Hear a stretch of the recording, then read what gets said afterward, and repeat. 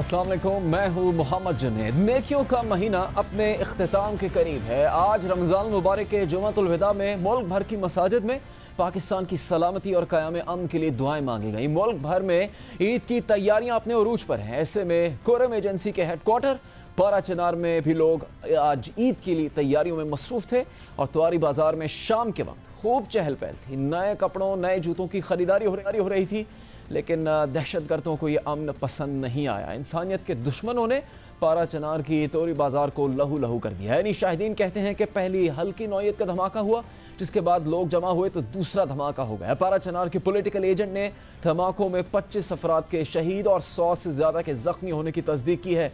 ज़राए का कहना था कि धमाके के वक्त लोगों की बड़ी तादाद अपने आबाई इलाकों को रवाना होने के लिए टल अड्डा के बस टर्मिनल पर मौजूद थी, जबकि तोरी मार्केट में भी ईद की खरीदारी के बाइस रश था। पारा चिनार में गुज़श्ता कुछ अरसे से सिक्योरिटी के इंतजाम इंतहाई सख्त हैं। शहर की तरफ जाने वाले तमाम रास्तों पर चेक पॉइंट्स कायम हैं। इसके बावजूद दहशतगर्द आज फिर अपने मज़मूम मकासद को लेकर यहाँ पर पहुंचे। इससे पहले 31 मार्च को भी पारा चिनार के नूर बाजार में बम धमाका हुआ था, जिसमें 22 अफराद शहीद हो गए थे। इस हमले की जिम्मेदारी जमातुल अहरार ने कबूल की थी।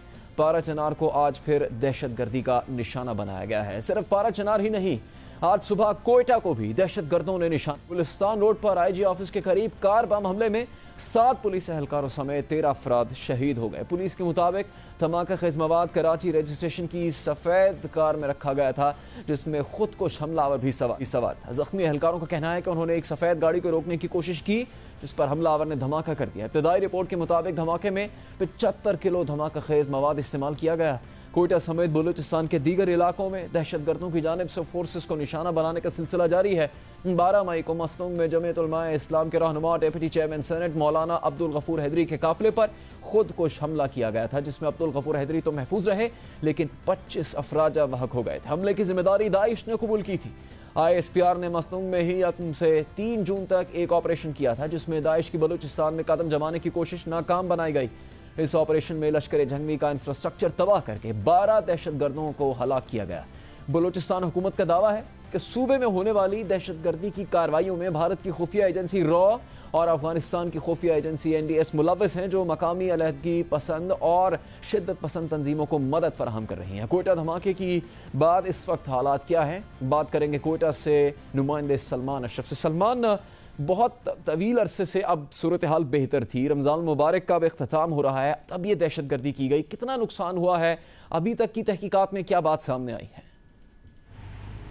जी जुनैद, जहाँ तक बात आपने की है कि अमन अमान की सूरत हाल में कदरे बेहतरी आ गई थी, कोयटा के शहरियों में भी जो अदम तहफ़्फ़ुज़ का एहसास था वो काफ़ी कम हो गया था। लेकिन पैदर पे गुज़श्ता 3 माह के दौरान होने वाले वाक़यात ने अवाम में सरासिनगी की लहर दौड़ा दी है। इस वक्त सूरत हाल ये है कि आज सुबह जो वाक़या पेश आया, उसके नतीजे में इतने हाई सिक्योरिटी जोन एरिया में इस तरह का धमाका हो जाना, जिसकी पहले से बाज़ाब्ता तौर पर थ्रेट अलर्ट्स जारी हुई थी और स्पेसिफिकली ये बताया गया था कि IG ऑफिस या इस रोड पे डबल मंजिला इमारत को निशाना बनाया जाएगा। उसके बाद इस तरह का वाक़या पेश आ जाना सिक्योरिटी इदारों की कारकर्दगी पर एक सवालिया निशान है। अब तक की तहकीकात के मुताबिक मुख्तलिफ जावियों से हासिल की गई CCTV फुटेज को देखा जा रहा है, जिसमें मुतादिद लोगों को इस गाड़ी के अतराफ में देखा गया है और सिक्योरिटी हुकाम, पुलिस हुकाम का कहना है कि वो तमाम पहलुओं का जायजा ले रहे हैं। तमाम जो CCTV फुटेज है, जिसमें डिस्ट्रिक्ट इंतजामिया के ज़रिए इंतजाम जो फुटेज थी, IG ऑफिस पर जो CCTV कैमरास थे उनकी फुटेज,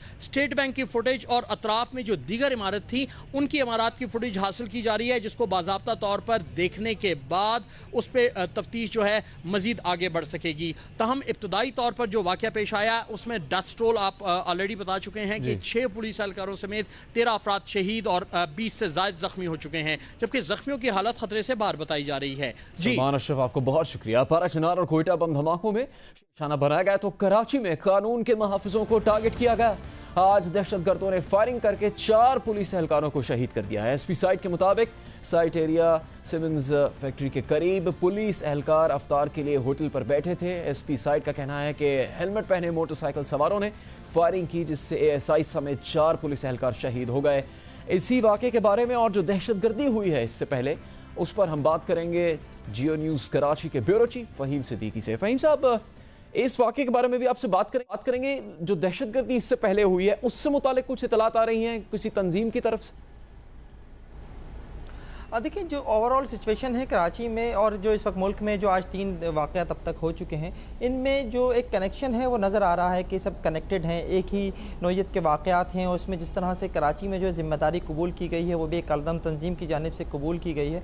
तो ये तमाम वाक़यात जो हैं वो एक ही कड़ी नज़र आते हैं, एक ही सिलसिले की। तो सिचुएशन जो है इस वक्त इस हवाले से थोड़ी सी सिक्योरिटी इदारे भी जो है एक्टिव हुए हैं और इस चीज़ को देख रहे हैं कि कल के बाद जिस तरह से तवातुर से ये चीज़ें हो रही हैं, इनका कनेक्शन जो है वो किसी बैरूनी हाथ से है या नहीं है। काफ़ी हद तक जो इस हवाले से चीज़ें इस्टाब्लिश भी हो चुकी हैं कि इन तमाम चीज़ों के पीछे जो है वो पड़ोसी मुल्क के जो है वो खुफिया अदारे जो हैं वो इसमें मुलविस हैं। आज जो कराची में वाक़या पेश आया है उसको अगर हम देखें तो उसको भी हम इस हवाले से देखें कि कराची में कुछ अरसे कबल जो है वो जेल से 2 कैदी जो है वो फ़रार होने में कामयाब हुए थे, जिसमें से एक कैदी मुमताज़ के ऊपर जो है 28 पुलिस एहलकारों के कत्ल का इल्ज़ाम था। वो 4 साल से जेल में था और फिर जेल तोड़कर जो है वो फ़रार होने में कामयाब हुआ। उसके फ़ौरन बाद जो हम देखते हैं कि एक इस नौइयत का वाक़या हुआ है जिसमें 4 पुलिस एहलकार जो हैं वो एक ही वाक़े में जो है वो हलाक कर दिए गए हैं, कत्ल कर दिए गए हैं। तो ये वाक़या जो है बहुत ही ज़्यादा जो है सिग्निफिकेंट है और जो इदारे हैं, जो तफ्तीशी हुकाम हैं, इसको उस मामले से भी देखने की कोशिश कर रहे हैं कि जो कैदी फ़रार हुआ है जो अपने साथी के साथ, उसका ताल्लुक भी एक अलदम तंजीम से था और आज जो एक लेटर उस मुकाम से मिला है जहाँ दहशतगर्दी हुई है वो भी एक अलदम तंजीम की जानिब से है। तो इन दोनों वाक़यात को जो है वो मिलाने की, जोड़ने की कोशिश हो रही है और इन खतूत पर भी जो है वो तफ्तीश को आगे बढ़ाया जा रहा है। फ़हीम साहब, ईद बिल्कुल करीब है, चैलेंजिंग होगा बहुत पुलिस के लिए फिर अमन और अमान कराची में? देखिए, रमज़ान में हम कुछ अर्से पहले तक ये देखते थे कि रमज़ान में हमेशा दहशतगर्दी के वाक़यात जो है वो बहुत ज़्यादा नज़र आते थे। उसकी बड़ी वजह जो है आमतौर पर तो ये होती थी कि पुलिस की जो तवज्जो है वो सिक्योरिटी के ऊपर हुआ करती थी। वो तरावी के इज्तिमात देख रहे होते थे, रमज़ान की सिक्योरिटी देख रहे होते थे और आखिरी दिनों में जो उनकी तवज्जो होती थी वो शॉपिंग सेंटर्स की सिक्योरिटी, ईद शॉपिंग के ऊपर हुआ करती थी। तो इस दौरान जो है मुख्तलिफ नौइयत के वाक़यात जो तवातुर से पेश आ रहे होते थे। लेकिन हमने ये भी देखा कि कराची ऑपरेशन के बाद माह रमज़ान में जो दहशतगर्दी के वाक़यात हुआ करते थे उनमें कुछ कमी आई थी। लेकिन आज जिस तरह से वाक़या हुआ है और जो आज का दिन है उस हवाले से अगर हम देखें तो तवातुर से जिस तरह से वाक़यात हो रहे थे, इसके हवाले से सिक्योरिटी इदारे बहुत ज़्यादा मुतहरिक हो गए और उन्होंने अब जो है सिक्योरिटी को बढ़ाने की बात भी की है। सिक्योरिटी को बढ़ा भी दिया गया है। जो शॉपिंग सेंटर्स हैं उनकी सिक्योरिटी बढ़ाई गई है, जो तरावी के इज्तिमात हैं उनकी सिक्योरिटी बढ़ाई गई है। और यकीनन ईद भी एक बहुत बड़ा चैलेंज होगी इस सूरत हाल में जब शहर में इस नौइयत का, इस तरह का दहशतगर्दी का वाक़या हुआ है जिसमें दहशतगर्द बाआसानी 4 पुलिस एहलकारों को उनके सर पर गोली मारकर फ़रार होने में कामयाब हो गए। वहाँ पर उन्होंने अपना एक निशान के तौर पर जो है उन्होंने वहाँ पर अपना एक ख़त भी जो है वो छोड़ा है। तो जब ये सूरत हाल हो तो इस वक्त यकीनन जो है जो तफ्तीशी हुकाम है उस बात को देख रहे हैं कि क्या ये उसी सिलसिले की कड़ी है, जो शख्स जेल से फ़रार हुआ है क्या वही इन वाक़यात के पीछे है, या जो आज शहर में दहशतगर्दी, मुल्क में जो दहशतगर्दी के 3 वाक़यात हैं इनका आपस में कोई ताल्लुक जो है वो इस्टाब्लिश हो। आपका बहुत बहुत शुक्रिया। तशवीशनाक है पुलिस एहलकारों के हालात, गर्दों की तरफ से उन पर इस तरह हमला किया जाना। और पिछले 3 बरस में कराची शहर के जो हालात बदले हैं कि शहर में अब हड़ताल उस तरह से नहीं होती, शहर को बंद नहीं किया जाता, कारोबार रवा दवा रहता है, यहाँ पर तर्ज ज़िंदगी जारी रहता है।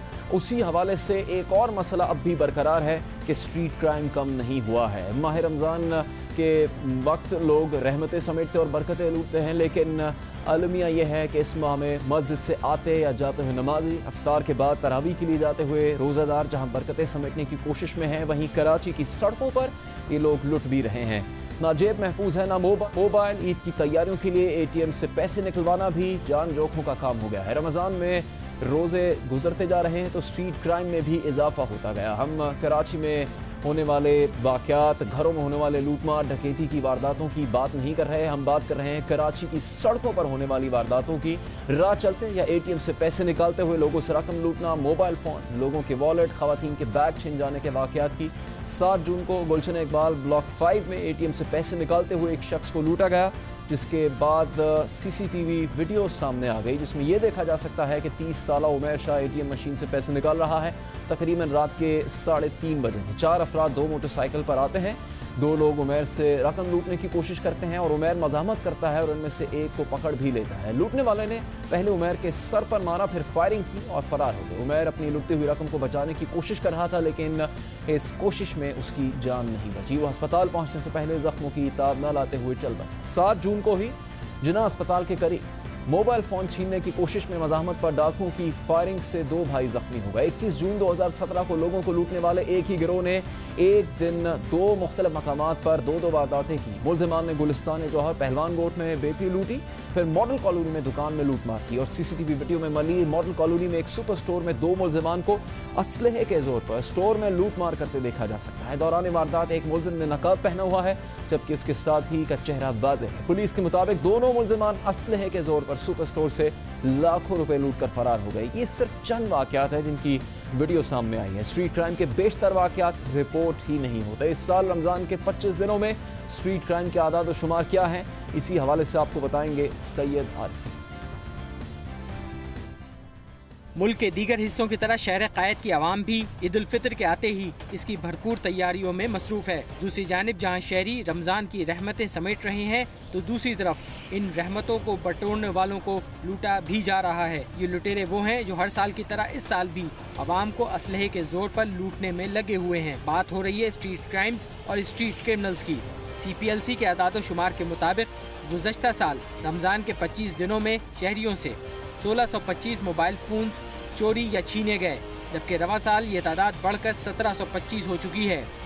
मैं इस वक्त सदर की ज़ैनब मार्केट में मौजूद हूँ और मुझे यहाँ जो लोग आ रहे हैं उनके चेहरों पे काफ़ी खुशी महसूस हो रही है, लेकिन हम उनसे जानते हैं कि इस वक्त जो शहर में स्ट्रीट क्राइम की सूरत हाल है वो उसके बारे में क्या कहते हैं।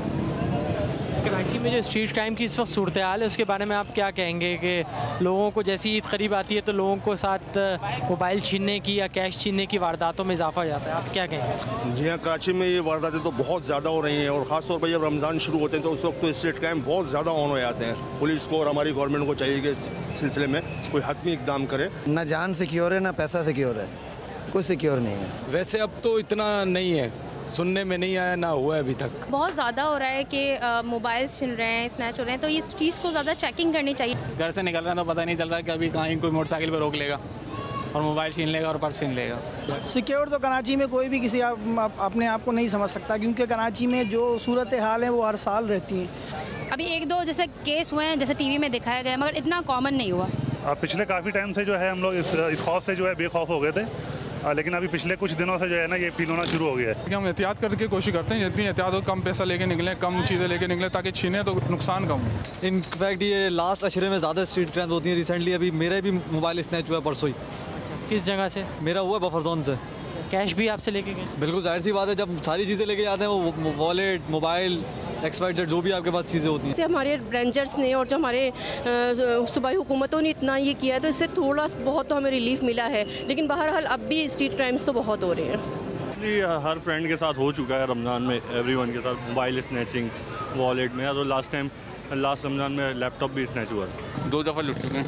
अच्छा, इसी दौरान आप लुटे हैं? अभी रमज़ान में ही या रमज़ान से? रमज़ान में 2 दफ़ा। किन मुकामात पे आपको लूटा गया? एक तो ये लियाकताबाद 3 हट्टी की तरफ और दूसरा एक गोली मार की तरफ। काफ़ी बेहतर हुआ है, बहरहाल निकलते हैं रात में और जाते हैं तो हमें वो वाली सिचुएशन नहीं है जो पहले होती थी। हाँ, वही सेम सिचुएशन है, थोड़ी बहुत बेटरमेंट हुई है लेकिन इतना नहीं है, स्टिल वही फेयर रहता है। जब रेंजर्स ने ऑपरेशन किया है तो उससे काफ़ी कमी आ गई थी, ठीक है, मगर ये है कि इक्का दुक्का वारदात है। अब इतने बड़े मेगा सिटी है, इसमें ऐसी चीज़ें तो हो जाती है अक्सर। जी, बम ब्लास्ट का भी डर लगता है कि कहीं ऐसा ना हो जाए, मोबाइल ना छीन जाए या कैश है हमारे पास फ़ोन ना छीन जाए, ये तो डर रहता है हमें।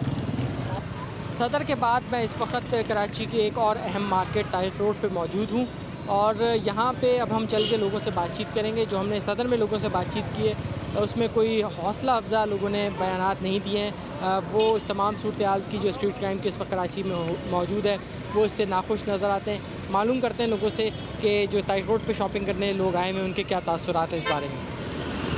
इस वक्त स्ट्रीट क्राइम की सूरत हाल है, इसमें बढ़ावा आ गया है अभी जैसे जैसे ईद करीब। इस वक्त तो बहुत ज़्यादा सूरत हाल ख़राब है। इवन कि मैं अपने घर के पास अभी थोड़ी मतलब वहीं से आ रहा हूँ, मैं गुलशन में, तो बराबर में मैं टेलर की दुकान पे गया, उसके बराबर वाली दुकान में जो है वो 2 लड़के घुसे, गन पॉइंट पर कस्टमर से 40,000 कैश ले लिए, सबके मोबाइल ले लिए।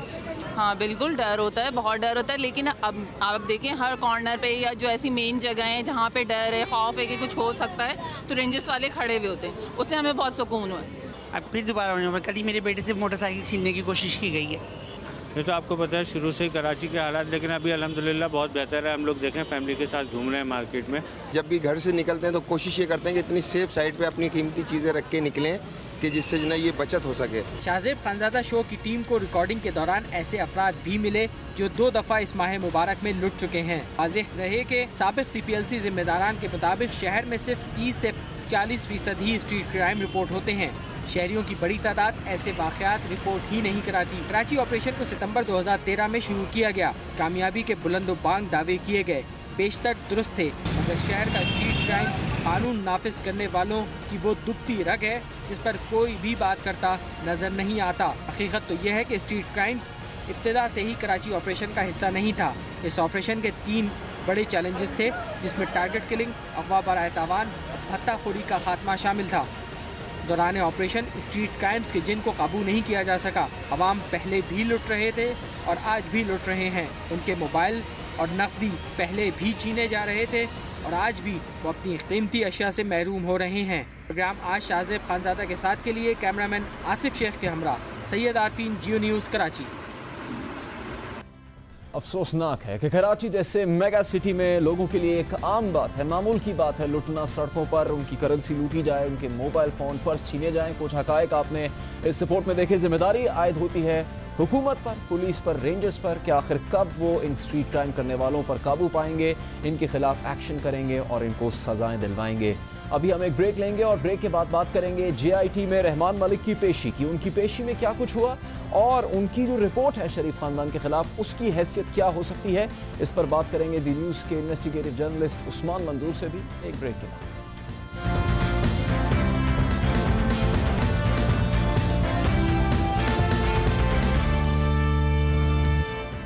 प्रोग्राम में एक बार फिर खुशामदीद। अभी बात JIT की कार्रवाई की। 1 दिन और गुजर गया, अब 16 दिन रह गए हैं।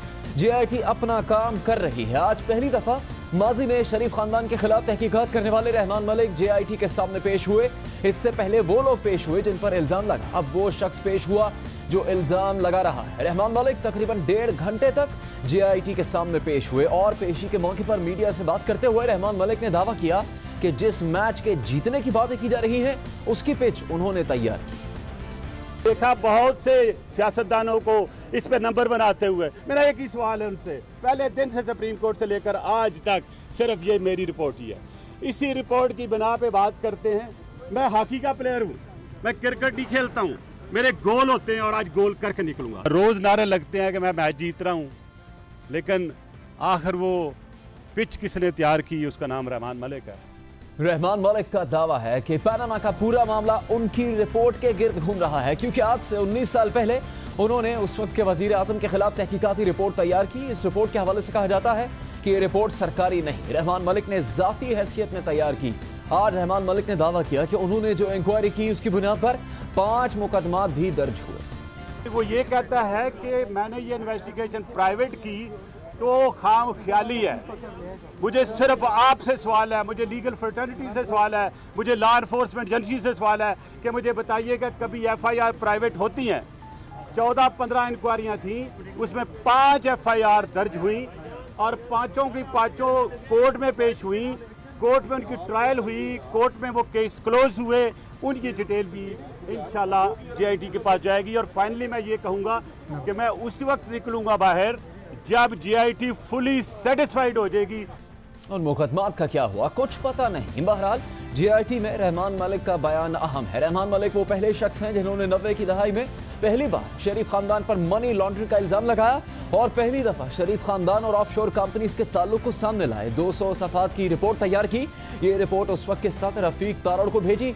सुप्रीम कोर्ट के चीफ जस्टिस अजमल मियां और चीफ एहतसाब कमिश्नर जस्टिस रिटायर्ड गुलाम मुजद्दद मिर्जा को भी भेजी, मगर 19 साल हो गए, कोई एक्शन नहीं लिया गया। किसी ने रिपोर्ट को अहमियत नहीं दी। हत्ता कि जनरल रिटायर्ड परवेज मुशर्रफ के दौर में भी जब शरीफ खानदान के खिलाफ कई मुकदमा दर्ज किए गए, उस रिपोर्ट को अहमियत नहीं दी गई। जनरल मुशर्रफ ने भी अपने दौरे इक़्तिदार में मनी लॉन्ड्रिंग का अलग से केस किया, जो इसहाक डार के इतराफ़ी बयान की बुनियाद पर कायम किया गया। फिर उसके बाद भी पीपल्स पार्टी की हुकूमत आई, खुद रहमान मलिक वजीर दाखिला बने, मगर इस रिपोर्ट को अहमियत नहीं मिली।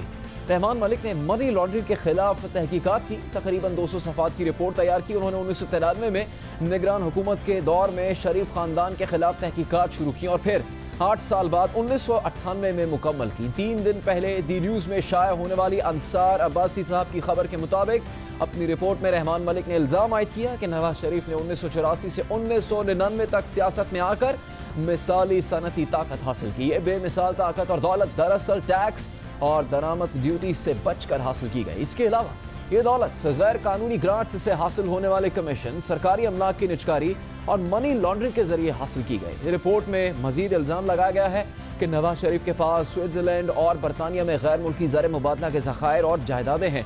नवाज शरीफ अपने खानदान के 30 सनती यूनिट्स के वाहिद बेनामी मालिक या बड़े शेयर होल्डर हैं। रिपोर्ट में शरीफ खानदान की मुबैना मनी लॉन्ड्रिंग की तफसीलात भी पेश की गई।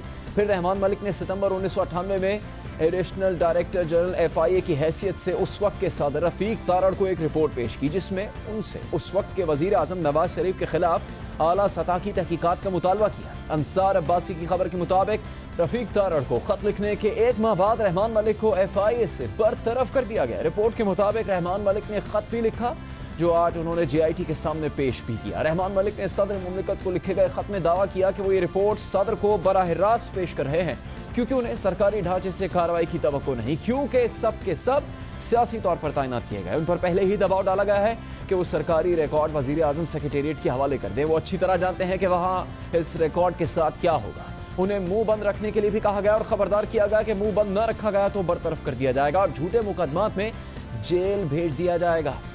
रहमान मलिक ने अपनी रिपोर्ट सदर के साथ उस वक्त की चीफ जस्टिस अजमल मियाँ और चीफ एहतसाब कमिश्नर को भी पेश की, लेकिन कोई एक्शन नहीं हुआ था। आज दी न्यूज़ में शाया होने वाली रिपोर्ट, जो कि दी न्यूज़ के सहाफ़ी उस्मान मंजूर की है, उनकी खबर के मुताबिक परवेज़ मुशर्रफ ने भी अपने इब्तदाई दौर में नवाज शरीफ और शरीफ खानदान के खिलाफ रहमान मलिक की तहकीकात को मुस्तरद किया। इस रिपोर्ट को अदालतों ने तकनीकी बुनियादों पर हैसियत नहीं दी, मगर इसमें जो लिखा है उसकी तफसीली तहकीकात होनी चाहिए, क्योंकि इस रिपोर्ट में 1990 की दहाई के आगाज़ में मनी ट्रेल की वजाहत की गई।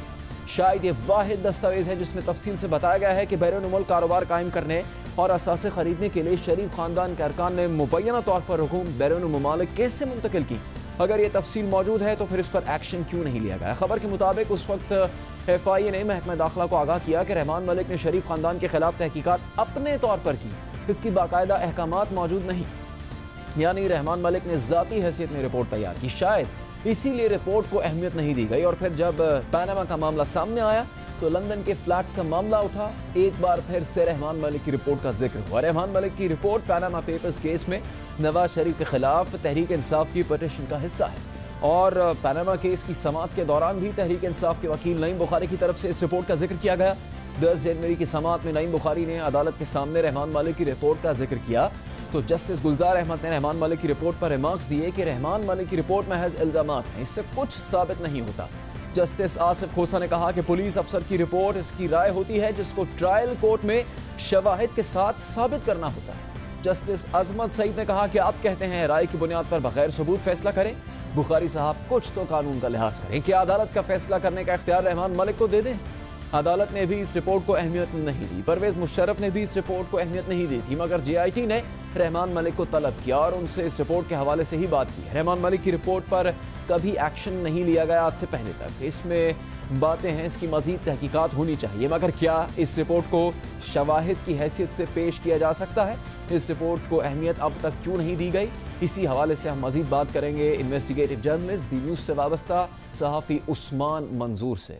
उस्मान साहब, रहमान मलिक तो पेश हो गए, उसके बाद वज़ीर आज़म नवाज शरीफ के दामाद ने भी पेश होना है। इससे पहले जब उनकी रिपोर्ट को अहमियत नहीं दी गई और जब परवेज़ मुशर्रफ के दौर में तहकीकात हो रही थी, जिस वक्त शायद कोई भी चीज़ सामने आती तो वो फ़ौरन से उसकी बुनियाद पर कार्रवाई करते, तब भी उसे मुस्तरद कर दिया गया था। तो क्या अब इससे तहकीकात में मदद मिल सकेगी? JIT क्या वाकई इस रिपोर्ट पर एक्शन ले सकेगी? जी जुनेद, बहुत बहुत शुक्रिया सबसे पहले मुझे इनवाइट करने का। दो चीज़ें, एक उसका कंटेंट है, दूसरा उसकी हैसियत है। हम अगर दोनों को अलग-अलग करेंगे तो शायद आसानी से लोगों को भी समझा सकेंगे कि उस रिपोर्ट की जो हैसियत है वो आज तक उसको नसीब नहीं हो सकी। आज भी रहमान मलिक साहब कह रहे हैं कि JIT के पास और पनामा पेपर्स में सिर्फ रहमान मलिक की रिपोर्ट है। ये बात दुरुस्त है कि उसमें जो कंटेंट्स हैं वो काफ़ी जानदार हैं, लेकिन उस रिपोर्ट की कोई हैसियत नहीं आज के दिन तक। कोई हैसियत नहीं, इस वजह से कि परवेज़ मुशर्रफ ने भी उस रिपोर्ट को मुस्तरद किया हुकूमत ने, और उस गो के बाद में उन्होंने ये किया कि उस रिपोर्ट के जो कंटेंट्स है उनमें से किसी एक को उठा के अलहदा से रेफरेंस बना दिया, किसी दूसरे को उठा के अलहदा से FIR दे दी, लेकिन उस रिपोर्ट को एज अ होल जो था उसको कभी भी उन्होंने ऑन नहीं किया। तो दिलचस्प बात है, आप तारीख से वाकिफ हैं, एक वक्त में इन्होंने ये रिपोर्ट तैयार की, फिर 2005 के बाद ये कहा जाता है कि रहमान मलिक ही वो शख्सियत थे जिन्होंने नवाज शरीफ और वजीर आजम और बेनजीर भुट्टो की मुलाकात लंदन में करवाई, तो उनका किरदार ही बदल गया। जिस वक्त परवेज मुशर्रफ के दौर में तहकीकात हो रही थी, रोल चेंज हो गया ना जी उस्मान, जिस वक्त परवेज मुशर्रफ के दौर में तहकीकात हो रही थी उस वक्त तो ये हॉट केक नहीं होती है, इनकी रिपोर्ट फौरन इसकी बुनियाद पर कार्रवाइयां होती हैं। देखें जुनेद, आप एक चीज समझे कि परवेज मुशर्रफ ने रहमान मलिक की रिपोर्ट को मुस्तरद किया था, उनकी हुकूमत ने उसके कंटेंट्स को निकाल के अपनी जो थी वो तहकीकात का नाम दे के छोटा मोटा, कभी उदैबिया पेपर मिल्स केस बना दिया, कोई जो था वो मोटरवे वाले केसेस थे, कुछ दूसरे जो एसेट्स बियॉन्ड मींस थे वो केसेस उन्होंने बनाए, लेकिन कंटेंट रहमान मलिक की रिपोर्ट से निकाला, अपनी तहकीक का शो किया और वो FIRs और रेफरेंसेस बना दिए। अब आप क्या समझते हैं सबसे इम्पोर्टेंट जी अब अगर रहमान मलिक की रिपोर्ट JIT ने देखी है, उनसे सवाल जवाब भी किए हैं, उसकी बुनियाद पर अब अगर JIT छानबीन और तहकीकात करना चाहे, कोई नतीजा निकालना चाहे तो ये मुमकिन होगा? और जितने दिन रह गए हैं JIT के पास, देखें नतीजा रहमान मलिक साहब भी नहीं निकाल सके थे। रहमान मलिक साहब ने जो था वो मनी ट्रेल किसी हद तक साबित किया था, जो ऑफशोर कंपनीज थी BVI में उनकी ऑनरशिप तक नहीं पहुंच सके थे। ये बड़ी इंपॉर्टेंट बात है कि जब जफ़र अली शाह केस आया सुप्रीम कोर्ट में, जिसमें नवाज शरीफ हुकूमत की करप्शन के हवाले से लंबे लंबे दावे किए गए और सुप्रीम कोर्ट से अपने इक़्तिदार पे जो था वो वैलिडेट करवाया परवेज़ मुशर्रफ में, उस वक्त भी ब्रिटिश वर्जिन आइलैंड्स की ऑफशोर कंपनीज का जिक्र किया रहमान मलिक की रिपोर्ट से निकाल के कि ये 2 कंपनीज हैं, ये कंपनीज जो हैं वो इन्होंने बनाई हैं शरीफ फैमिली ने, लेकिन उनकी ऑनरशिप साबित नहीं हो सकी थी। उस वक्त रहमान मलिक नहीं कर सके थे, और मेरा ये ख्याल है कि जब तक म्यूचुअल लीगल असिस्टेंस नहीं होगी पनामा के साथ और BVIs के साथ, और जो ब्रिटिश वर्जिन आइलैंड्स हैं वहाँ की म्यूचुअल लीगल असिस्टेंस चलेगी, 2-2.5 साल का प्रोसेस है, और अगर वो एग्री करेंगे तो तभी आपको जो है वो ऑफशोर कंपनीज की मलकियत का पता चलेगा। उसके अलावा मनी ट्रेल जो था वो रहमान मलिक साहब ने काफ़ी हद तक जो था वो साबित किया था। आपको बहुत बहुत शुक्रिया, thank you very much. Rahman Malik तो आज, इसके बाद कल वज़ीर आज़म नवाज शरीफ के दामाद कैप्टन सफदर को JIT के सामने पेश होना है। हालांकि कल ही सुप्रीम कोर्ट के पूछने पर JIT के सरबराह वाजिद ज़ा ने अदालत को बताया कि FPR को 3 दफ़ा खत लिख चुके, मगर FPR रिकॉर्ड फराहम नहीं कर रही, जिस पर अदालत पर हम भी हुई और इशारा दिया कि चेयरमैन FPR को तलब किया जा सकता है। और आज चेयरमैन FPR डॉक्टर इरशाद ने JIT के नए इल्ज़ामात को मुस्तरद कर दिया और कहा कि जो कुछ मांगा गया वो दे दिया गया। अगर हमें 5 साल का वो मांगते तो शायद उसकी रेलेवेंस थी। उन्होंने तो 25-26 साल 1980 तक मांगा है, और हमने 1980 तक जो शायद हमारे पास ना होता, इत्तेफाक से वो भी अवेलेबल था, हमने वो भी दे दिया है। तो आई डोंट नो कि उनको कौन सा चाहिए। जो उन्होंने अप्रिशिएट किया है, जो लेटर उनका है उसमें उन्होंने अप्रिशिएट किया हुआ है। इनमें जाके मुझे लगता है कोई गलत है। 1982 तक जो उन्होंने मांगा था, जो इम्पोर्टेंट रिकॉर्ड था, जो इस केस के साथ मुंसलिक थे, एक बार फिर से FPR ने JIT के इल्जामात को मुस्तरद कर दिया। इसके अलावा दीगर इदारे भी इल्जामात को गलत करार दे रहे हैं। बहरहाल इन्हीं तनाज़ात में JIT अपना काम मुकम्मल कर रही है। एक तरफ रहमान मलिक JIT की तहकीकात में अहम किरदार बनकर सामने आ रहे हैं, तो दूसरी तरफ सियासी मैदान में पीपल्स पार्टी के बड़े बड़े खिलाड़ी सियासी मैदान छोड़ रहे हैं और PTI में जा रहे हैं। कुछ ऐसे भी हैं जिन्होंने पीपल्स पार्टी तो छोड़ दी, लेकिन अभी किसी दूसरी जमात में नहीं गए। ऐसा क्यों हो रहा है? पीपल्स पार्टी इसके हवाले से क्या कर रही है? कमर जमान कायरा से बात करेंगे, लेकिन एक ब्रेक।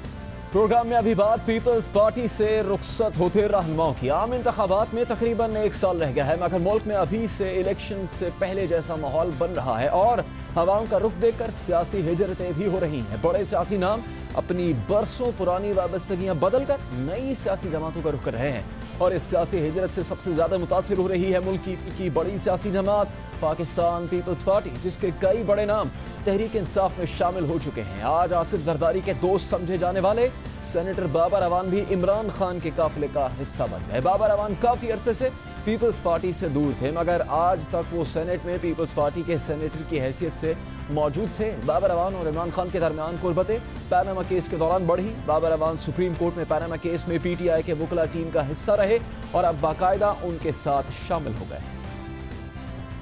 मैं आज सबसे पहले अपनी पार्टी से 21 साल बाद उसकी बुनियादी रुकनीत से मुस्तफ़ी होने का ऐलान करता हूं। सेनेट ऑफ पाकिस्तान की सीट छोड़ रहा हूं, इस्तीफा देने का ऐलान करता हूं और पाकिस्तान तहरीके इंसाफ की फैमिली में, आपकी फैमिली में, सबकी फैमिली में मैं शामिल होने का ऐलान करता हूं। बाबर अवान से पहले भी गुज़श्ता दिनों पीपल्स पार्टी के अहम रहनुमा, जिनमें से बेशतर का ताल्लुक पंजाब से है, पाकिस्तान तहरीक इंसाफ में शामिल हो चुके। साबिक वफाकी वजीर नज़र मोहम्मद गोंदल, साबिक मेंबर कौमी असम्बली नूर आलम, साबिक वफाकी वजीर फिरदौस आशिक अवान, साबिक MNA इम्तियाज सफदर वड़ाई शामिल हैं। इससे पहले साबिक वजीर आला पंजाब गुलाम मुस्तफ़ा खर भी पाकिस्तान तहरीक इंसाफ में शमूलियत इख्तियार कर चुके हैं और अब बाबर अवान भी पीपल्स पार्टी से बाकायदा अलग हो गए। ज़राए का कहना था कि डॉक्टर बाबर अवान गुज़श्ता 2 साल से अपने साथियों से मुशावरत कर रहे थे और अब वो PTI में शमूलियत के बाद जल्द सेनेट की सीट भी छोड़ देंगे। 2012 में बाबर अवान पीपल्स पार्टी के टिकट पर ही सेनेटर भी मुंतखब हुए थे। यही बाबर अवान थे जो बेनज़ीर भुट्टो शहीद और आसिफ जरदारी की जानिब से मुख्तलिफ केसेस में अदालतों में भी पेश होते रहे और पार्टी क़यादत का दिफा भी करते रहे। बाबर अवान पीपल्स पार्टी हुकूमत में वफाकी वज़ीर कानून के अहम ओहदे पर भी रहे। 2012 में मेमोगेट स्कैंडल से मुताल्लिक सुप्रीम कोर्ट के अबूरी फैसले पर बाबर अवान ने तनकीद की, जिस पर उन्हें सुप्रीम कोर्ट ने तौहीन अदालत का नोटिस भी दिया और नोटिस मिलने पर बाबर अवान ने एक शेर पढ़ा। सुप्रीम कोर्ट के अंदर बैठा हुआ सा, अदालत के अंदर शहीद भुट्टो के मुकदमे के दौरान मेरे एक सराकी सूफी शायर दोस्त ने मैं को भेजा एक शेर, उस शेर मैं तबसरा करना चाहना वा। तो शेर ये है कि नोटिस मिलिया कारा साहब, नोटिस मिलिया कख ना हिलिया, क्यों सोनिया दा गिला करो, मैं लख वारी बिस्मिल्लाह करो। सुप्रीम कोर्ट के जिस तौहीन अदालत नोटिस पर बाबर अवान ने ये जुमले कहे थे, उसके बाद सुप्रीम कोर्ट ने बाबर अवान का वकालत का लाइसेंस मुअत्तल किया था, जिस दौरान बाबर अवान पीपल्स पार्टी के लिए मुसीबतें मोल ले रहे थे। उसी दौरान वज़ीर आज़म यूसुफ रज़ा गिलानी के खिलाफ तौहीन अदालत के मुकदमे में बतौर गवाह पेश होने से मादरत के बाद बाबर अवान को अपनी जमात की जानिब से तनकीद का सामना करना पड़ा था, जिसके बाद उन्हें पार्टी के सीनियर नायब सदर और सेक्रेटरी फाइनेंस के ओहदे से हटा दिया गया। मगर इस वाक़े से पहले ही खबरें आती रही थी कि बाबर अवान सलमान तासीर की जगह गवर्नर पंजाब के ओहदे के लिए लतीफ़ खोसा के इंतखाब पर पार्टी क़यादत से नाला थे और फिर चेयरमैन सेनेट के ओहदे के लिए उनको नज़रअंदाज करके जब नैयर बुखारी को चेयरमैन सेनेट लगाया गया तो बाबर अवान की पार्टी क़यादत से नाराज़गी और बढ़ी। यूसुफ रज़ा गिलानी के तौहीन अदालत केस में उनके हक में गवाही के मामले पर बाबर अवान और आसिफ जरदारी में शदीद इख्तलाफात पैदा हो गए। 2012 में सुप्रीम कोर्ट के अबूरी फैसले पर तनकीद पर बाबर अवान समेत 4 अफराद को तौहीन अदालत का नोटिस मिला था। इनमें फिरदौस आशिक अवान का नाम भी शामिल था और अब ये दोनों अफराद जो कभी हर सतह पर पीपल्स पार्टी का दिफा किया करते थे, पीपल्स पार्टी के नहीं रहे। ये सब ऐसे वक्त में हो रहा है जब कुछ अर्से पहले ही पीपल्स पार्टी के शरीक चेयरमैन आसिफ अली जरदारी ने दावा किया था कि वो आइंदा इंतखाबात में पूरा पंजाब लेंगे। इंशाल्लाह इस इलेक्शन में हम पंजाब लेंगे, पूरा पंजाब लेंगे। पंजाब लेके और पंजाब को हम जिस तरह बनाएंगे फिर इनको समझ आएगी कि बनता इस तरह। ये पहला मौका नहीं, 2 साल पहले भी 2015 में पीपल्स पार्टी के कई बड़े नाम बशमूल साबिक वज़रा पार्टी क़यादत से नाराज़गी के बाद पाकिस्तान तहरीक इंसाफ में शामिल हो गए थे, जिनमें शमसाद बुखारी, अशरफ सोहना जैसे अहम रहनुमा शामिल थे। जबकि साबिक वज़ीर ख़ारजा और पीपल्स पार्टी के अहम तरीन रहनुमा शाह महमूद कुरैशी भी पीपल्स पार्टी से रिश्ता तोड़कर पाकिस्तान तहरीक इंसाफ में शामिल हो गए थे और अब वही हवा चल रही है। एक मरतबा फिर एक साथ कई बड़े नाम पीपल्स पार्टी से नाता तोड़ गए। अब सवाल यह है कि क्या इनके जाने से पीपल्स पार्टी को कोई नुकसान होगा या खुद पीपल्स पार्टी इन अफराद को साइड लाइन करके इन अफराद के लिए जाने का रास्ता खोल चुकी थी, क्योंकि 2013 के इंतखाबात में पीपल्स पार्टी को पंजाब में शदीद झटका लगा था। 2008 में कामयाब होने वाले बड़े बड़े नाम 2013 में नाकाम हो गए थे, मगर इस सूरत हाल में कई दीगर अहम नाम भी ज़ेरे गर्दिश हैं। बातें हो रही हैं कि वो भी जल्द PTI से रिश्ता जोड़ लेंगे। गुजरात से गजनफर गिल पार्टी से 30 साल से ज़्यादा की रफाकत ख़त्म कर चुके हैं। उन्होंने अब तक कोई जमात तो ज्वाइन नहीं की, मगर पुराने साथियों का से पहले यूं चले जाना अच्छा शगुन नहीं है। इसी तमाम सूरत हाल पर हम बात करेंगे पीपल्स पार्टी के सीनियर रहनुमा कमर जमान कायरा साहब से। कमर जमान कायरा साहब, आपके वक्त का शुक्रिया। इंतखाबात करीब हैं और हम इससे पहले ये बात कर रहे थे कि जरदारी साहब ने बड़े ऐलान किए, जल्द से किए। बिलावल भुट्टो का भी इसी तरह से कहना था कि वो भरपूर सियासत करेंगे और पंजाब में तमाम नशिस्तें जीतेंगे। तो अब जो माहौल बन रहा है, जिस तरह से आपकी पार्टी के रहनुमा छोड़कर PTI में जा रहे हैं, फिरदौस आशिक गई और अब नाज़र मोहम्मद गोंदल और बाबर अवान ने भी छोड़ दिया, तो वजह क्या है? जो पार्टी आपकी पार्टी में होनी थी वो लग रहा है कि वो पार्टी तो अब कहीं और होगी। कि पहली गुजारिश तो ये है कि ये जो नाम पार्टी छोड़ के गए हैं यकीनन हमारे लिए अहम थे और अहम लोग थे, लेकिन बड़े नाम कोई नहीं होते जी, बड़ी पार्टी होती है। ये बड़े बड़े नाम 2008 में अगर इनको पार्टी टिकट ना देती तो ये MNA ना होते, ये वजीर ना होते, तो इनको जानता ना होता। फिरदौस आशिक अवान साहब 2007 में आई थी, तो पीपल्स पार्टी का पुराना रिश्ता नहीं, उससे पहले कई जमातों में वो रही। बहरहाल वो बेहतर समझती हैं कि जिस जमात ने उनको सारे जान से ज्यादा इज्जत दी उसके साथ भी वो नहीं चल पाई, मर्जी वाली हैं। गोंदल साहब का पीपल्स पार्टी से पुराना रिश्ता था। ये कुछ लोगों को अब जो जहां तक तल्लक बाबर अवान साहब का है, बाबर साहब तो हमारी गवर्नमेंट में ही जब वो गिलानी साहब के केस में सुप्रीम कोर्ट में पेश होने से कासिर रहे तो उसके बाद वो वजारत से अलग हो गए। उसके बाद से ही वो पार्टी के साथ उतने लिंक नहीं थे, लेकिन वो क्योंकि पीपल्स पार्टी के टिकट से सेनेटर थे, वो इमरान खान साहब के बहुत करीब बहुत अरसे से हो चुके थे। अब क्योंकि सेनेट खत्म होने वाली है, उन्होंने समझा होगा कि चले जरा कुछ अर्सा पहले मैं ये कह लूं कि मैंने सेनेट छोड़ी थी, मैंने रिजाइन किया था।